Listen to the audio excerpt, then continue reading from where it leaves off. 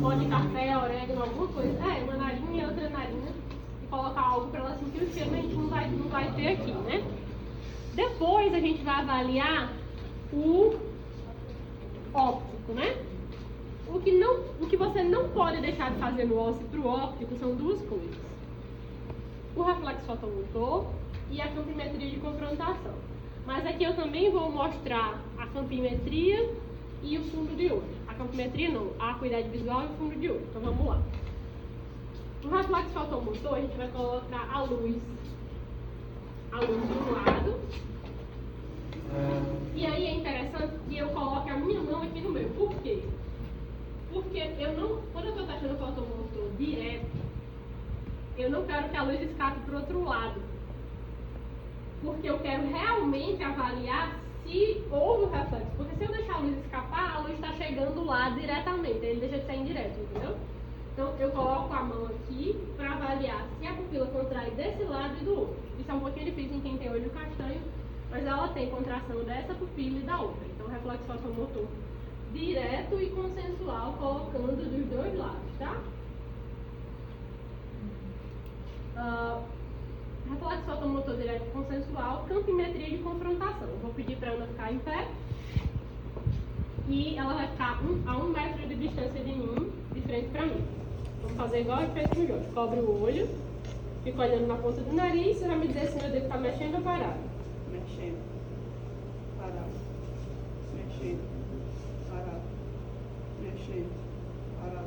Você faz isso dos dois lados e sempre você vai até o limite do seu campo visual para ter certeza que os 4 quadrantes dela e o meio estão preservados. Faz isso bilateral, faz isso também com o outro olho, né? E aí a outra coisa que a gente pode fazer é a tabela de Snellen, que é a acuidade visual. E aí a gente pode ter aquela tabela grande que fica a 5 metros de distância, ou eu posso usar ela à beira do leito, a uma distância de mais ou menos 35 centímetros, 14 polegadas. Eu não tenho uma fita aqui, mas a gente cobriria um olho, cobre o primeiro direito. Você vai me dizer, essa letra aqui, ela está direcionada para onde? Você vai apontar isso. E essa? Assim. E essa? Ok. E essa aqui? Essa você consegue me dizer? Beleza, então você vai apontar para ver se ela consegue ver até o 20/20, se a acuidade visual está normal. E a outra coisa que a gente faz também é o fundo de olho, né? Esse aparelhinho aqui é o oftalmoscópio. Ele está sem fio. Mas você colocaria... É porque são duas, eu não vou mexer, é só para explicar. Até porque vocês não vão conseguir ver, é só para demonstrar. Eu vou posicionar a luzinha dele direção ao nasal. Eu vou colocar para tentar visualizar o fundo do olho dela. Eu coloco o meu olho direito, ver o olho direito dela, e eu peço para ela olhar atrás da minha orelha. Fica olhando lá para frente e reto.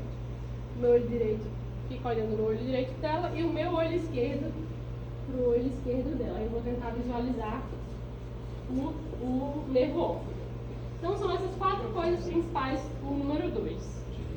No ósseo, eu vou querer que vocês testem a campimetria de confrontação e o reflexo fotomotor direto consensual. E você pode citar a tabela de Snellen, que é a acuidade visual, e pode citar o fundo de olho com o oftalmoscópio. Agora a gente vai testar a motricidade ocular, terceiro, quarto e sexto. Eu vou pedir para ela ficar de frente para mim de novo. Você vai olhar, claro, na ponta do meu nariz. Agora você vai acompanhar o meu dedo sem mexer a cabeça. Olha para cima, a gente vai fazer uma cruz e um X. Para baixo, para o meio. Para o lado, para o outro. Para cá, para cá, para cá, para cá. Com a cruz e o X a gente já consegue avaliar todos os principais movimentos dos 3 nervos. Terceiro, quarto e sexto foi. Agora a gente vai para o quinto. O quinto a gente vai avaliar a sensibilidade da face. Eu estou sem gás aqui, mas eu poderia, por exemplo, usar um palitinho, né? Aí eu posso pedir para ela fechar os olhos e me dizer onde é que eu estou tocando. De que lado? Aqui, claro, é igual aqui. E dos lados não. Eu quero dizer. Vou explicar melhor. Isso foi da examinadora.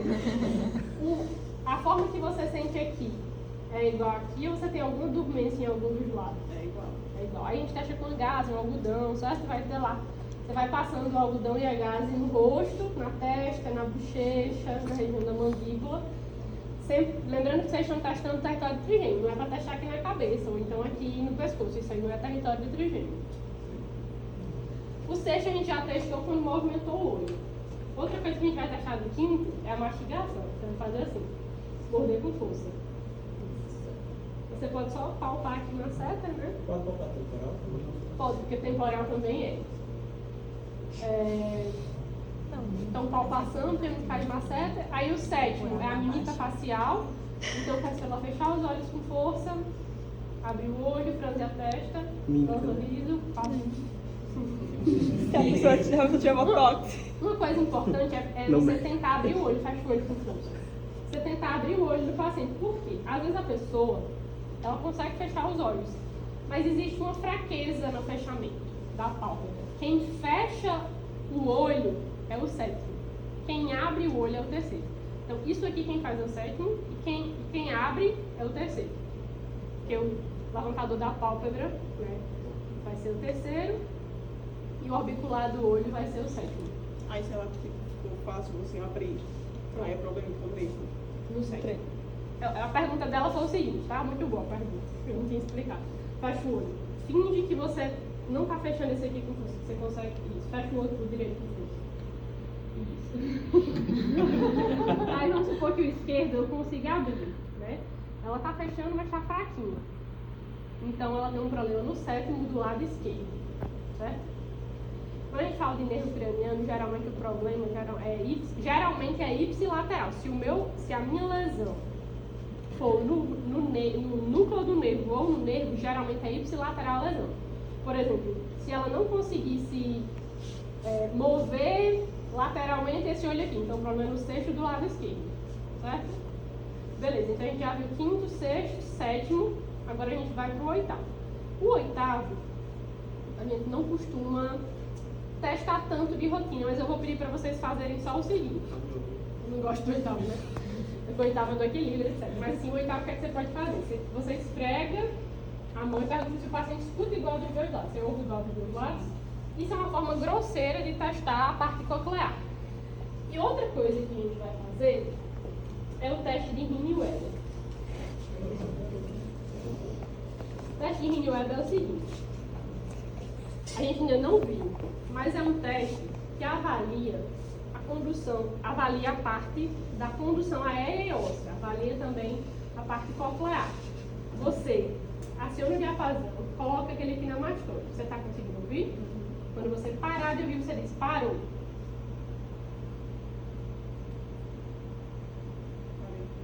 Consegue ouvir ainda? Isso é o normal. Esse aqui é o teste de Rini. Eu explico já. Esse é o teste de Weber. Você consegue ouvir igual dos dois lados do crânio, dos dois lados da cabeça? Sim. Esse é o teste de Weber. O teste de Rini, eu coloco no mastóide. Quando ela para de ouvir, eu coloco na frente da orelha. Por quê? O normal é que a condução da orelha, a condução aérea, seja melhor do que a condução óssea. Então, quando eu tiro aqui do osso e volto para cá, é normal que ela continue ouvindo. Se ela não ouvir, aí eu posso ter um problema nessa condução aérea. E já o teste de Weber, eu estou testando principalmente a condução óssea. Se ela me disser assim, não, Samila, eu estou ouvindo melhor de um dos lados. Aí é possível, pode ser que o outro lado tenha uma deficiência na condução óssea, por exemplo. Eu vou explicar depois no slide as possíveis explicações para isso, mas o teste é esse. Rini e Weber, certo? Tem isso nos slides. Então, o oitavo também tem a parte vestibular, que eu não vou cobrar no OSCE, que são vários testes de equilíbrio, que é um pouco do que vocês estão vendo agora no IGT. E a gente vai testar várias formas de equilíbrio, mas não cai no OSCE. O nono, a gente vai testar de uma forma bem simples. Bom, eu não trouxe, mas o nono e o décimo a gente testa assim.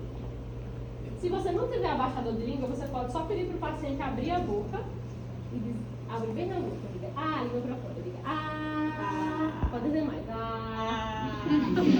Por quê? Porque eu tenho que ver o palato e a úvula. O ideal seria eu ter um abafador de língua, baixar a língua e tocar lá atrás nas falsas dos dois lados para induzir o reflexo do vômito. Isso aqui é a forma que a gente testa o nono e o décimo. A pessoa que tem uma lesão do nono, a gente testa o nono e o décimo juntos. É basicamente só olhar palato e úvula, porque na lesão do nono e do décimo eu vou ter uma queda do palato e da úvula do lado lesionado. E outra coisa que eu vou ter é a perda do reflexo nauseoso, a perda do reflexo do vômito, que é um reflexo mediado também por esses meios. Então, por exemplo, vamos supor, vocês vão ver as fotos. Se esse lado esquerdo dela, o palato e a úvula estão caídos, é uma lesão do lado esquerdo do nono e décimo. E o reflexo nauseoso vai estar abolido. Eu vou apertar lá e ela não vai induzir o vômito. Quando eu colocar do outro lado, ela vai embuiar. Como diz o mato, embuiar. Quem é do Sudeste não conhece assim. Agora o 11º e o 12º. Quando a gente examina ela aqui, a gente já aproveita para examinar o 12º. Abre bem a boca, vira para mim um pouquinho. Diga, ah, agora coloca sua língua para um lado e para o outro. Bem para fora. Certo? Aí agora empurra o meu dedo aqui dentro da língua dele. Isso, do outro lado agora. Pronto. 12º é só isso. Movimentação da língua, colocar a língua, protrusão da língua e movimentação da língua. E o 11º é movimentação de esternocleidomastoide e trapézio. Então peço só para minha Clara empurrar aqui, pode empurrar para cima. Agora empurra minha mão para um lado, empurra minha mão para o outro. O ósseo vai ser só isso.